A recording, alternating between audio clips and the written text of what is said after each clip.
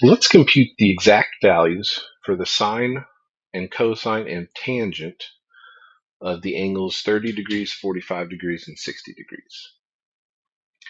In a previous video, we saw how we could come up with the 45, 45, 90 triangle and the measures of its angles and the lengths of its sides. And we also saw how we could come up with the 30, 60, 90 triangle and the corresponding measures of the sides of its triangle. Okay, so we want to use those values to compute our sine, cosine, and tangent values. Okay, so let's start with sine. So we know that sine of an angle is equal to the length of the opposite side over the hypotenuse. Right, that's the SOH of SOHCAHTOA. All right, and so if we wanted to compute the sine of 30 degrees, so if we look over here at our 30, 60, 90 triangle, we have our 30-degree angle, and so we want to find the opposite side, so across the entire triangle. So the length of the opposite side is a 1/2,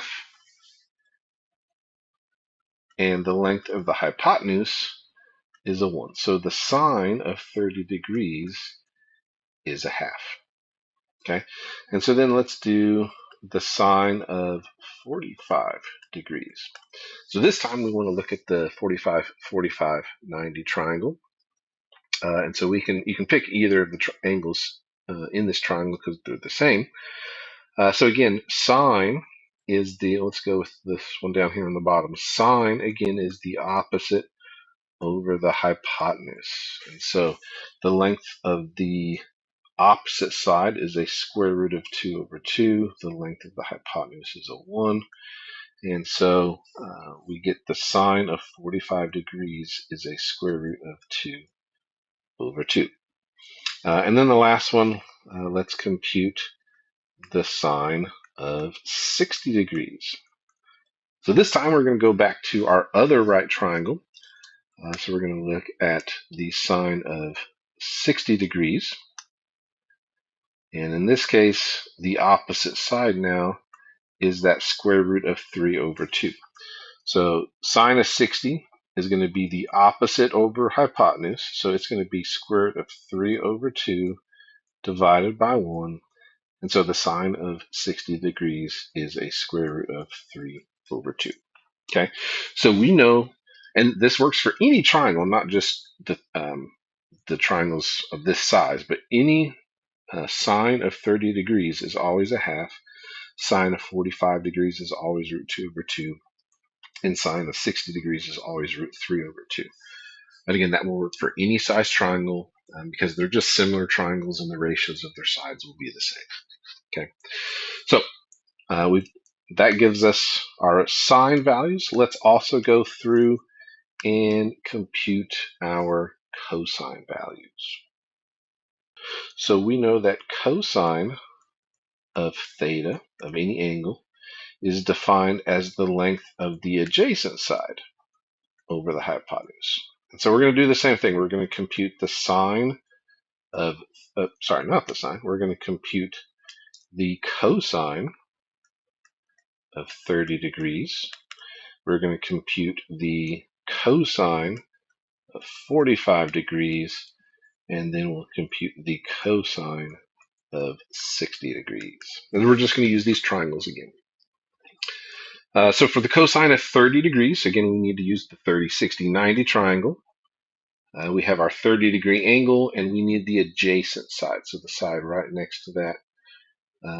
So in this case, the length of the adjacent side is a square root of 3/2.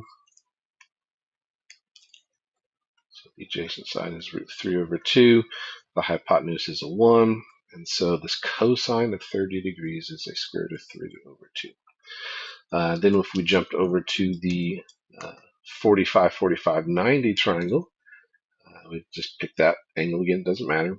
The adjacent side has a length of root 2/2. So cosine of 45 degrees is equal to the square root of 2/2 divided by the hypotenuse, which is a 1. And that just turns out to be a square root of 2 over 2.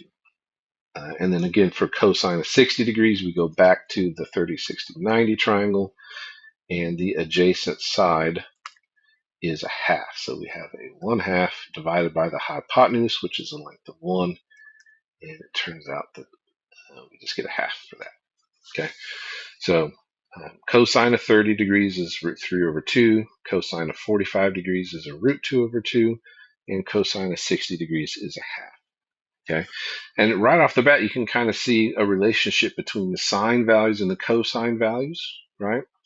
Cosine of 30 is a half, which matches the cosine of 60 degrees. And the sine of 60 degrees matches the cosine of 30 degrees. And that's just because they're using the same sides, but just opposite angles on the triangle. Okay.